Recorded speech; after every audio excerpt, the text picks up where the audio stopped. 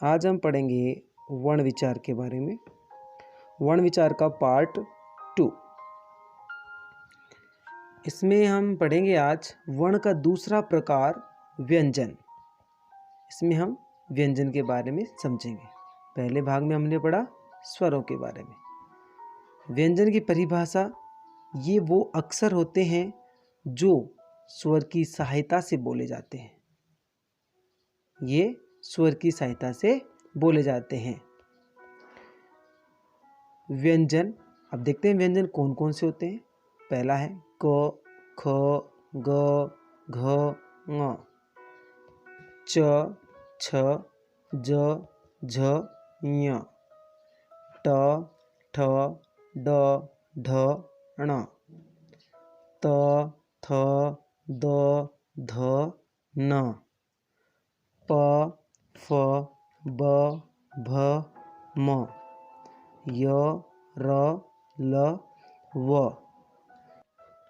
श, श, स, ह। ये सभी क्या है? व्यंजन है।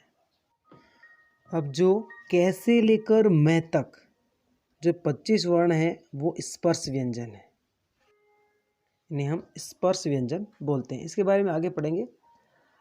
क से लेकर ङ तक ये क वर्ग है, और च से लेकर य तक च वर्ग है, ट से ले तक ण तक ट वर्ग, त से लेकर न तक त वर्ग, और प से लेकर मैं तक ये प वर्ग। ये कु चु टू तू पू, इनको कु चु टू तू पू कहते हैं। य र ल व, इन वर्णों को हम अंतस्थ बोलते हैं। श श स ह, इनको हम ऊष्म वर्ण बोलते हैं। श श स ह, इनको हम क्या बोलते हैं? ऊष्म वर्ण। व्यंजन के प्रकार अभी हमने देख लिए थे, स्पर्श, अंतस्थ और ऊष्म। ठीक है, तो हम देखते हैं व्यंजन के कितने प्रकार हैं? 3 हैं। पहला है स्पर्श व्यंजन, दूसरा होगा अंतस्थ व्यंजन, और इसके बाद जो तीसरा व्यंजन का प्रकार होगा वो होगा ऊष्म व्यंजन। व्यंजन के कितने प्रकार हो गए? 3, स्पर्श, अंतस्थ और ऊष्म। ये 3 व्यंजन के प्रकार होते हैं। स्पर्श तो 25 होते हैं, आपने देखा। अंतस्थ कितने होते हैं? 4। ऊष्म भी कितने होते हैं? 4। अब पढ़ लेते हैं हम सबसे पहले स्पर्श व्यंजन के बारे में। स्पर्श व्यंजन, क वर्ग, च वर्ग, ट वर्ग, त वर्ग व प वर्ग को स्पर्श व्यंजन कहते हैं। ये कुल 25 होते हैं। तो इन्हें स्पर्श व्यंजन क्यों कहते हैं? अब बात क्या आती है कि इन्हें स्पर्श व्यंजन क्यों कहते हैं। तो आइए समझते हैं कि इन 25 वर्णों को स्पर्श व्यंजन क्यों कहते हैं।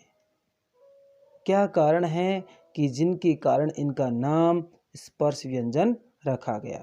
तो चलिए चलते हैं और समझते हैं स्पर्श व्यंजन के बारे में। इन्हें स्पर्श व्यंजन इसलिए कहते हैं क्योंकि इनका उच्चारण करने के लिए हमारे मुंह के अंदर की प्राणवायु मुंह के आंतरिक भाग को कहीं न कहीं स्पर्श करती है।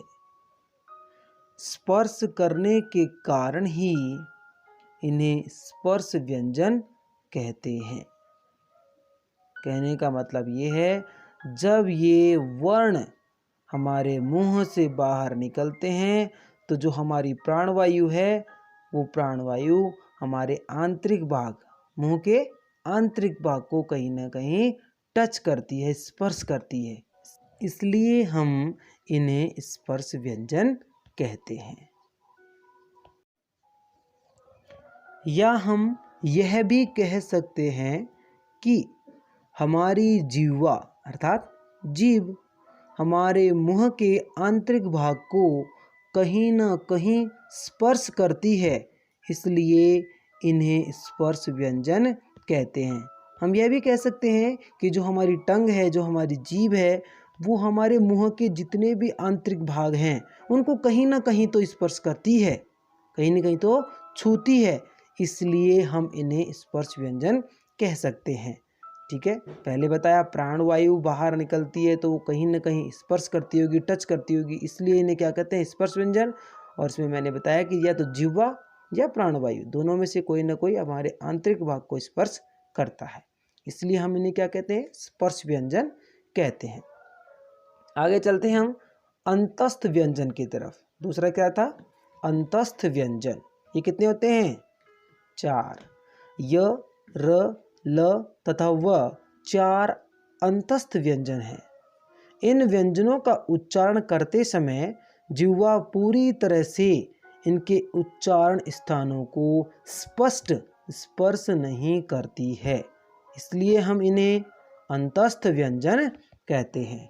क्या होता है, जब हम इनका उच्चारण करते हैं तो जो हमारी जीभ होती है ना, वो इनके जो उच्चारण स्थान है, उच्चारण स्थान बाद में अगले पार्ट में पढ़ाऊंगा, मैं अगली वीडियो में पढ़ाऊंगा, इनके जो उच्चारण स्थान हैं उनको सही तरीके से स्पष्ट रूप से स्पर्श नहीं करती है, इसलिए हम इन्हें अंतस्थ व्यंजन कहते हैं।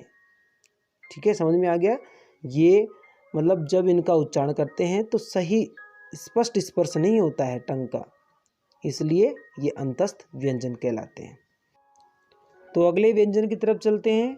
तीसरा है ऊष्म व्यंजन। ये भी संख्या में कितने होते हैं, 4 होते हैं। जो श होता है उसका जो उच्चारण स्थान होता है वो तालु होता है, तालु से बोला जाता है, इसलिए इनको तालव्य श बोलते हैं। जो श होता है उसका उच्चारण स्थान मूर्धा होता है, इसलिए इसको मूर्धन्य श बोलते हैं। जो स होता है इसका उच्चारण स्थान दंत होता है, इसलिए इसको हम क्या बोलते हैं, दंत्य स बोलते हैं। और जो अंतिम है उसका उच्चारण स्थान कंठ है, इसलिए इसको हम कंठ्य में ले लेते हैं।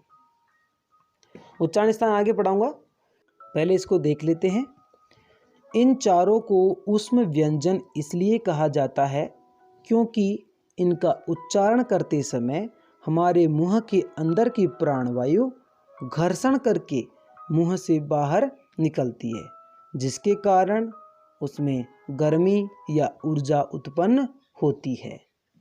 जब हम इन शब्दों को, इन वर्णों को बोलते हैं तो जब अंदर से जब वर्ण निकलते हैं तो घर्षण पैदा होता है, एक गर्मी पैदा होती है, इसलिए इनको हम क्या बोलते हैं, ऊष्म व्यंजन बोलते हैं। ठीक है, यही कारण है कि इन्हें हम ऊष्म व्यंजन कहते हैं।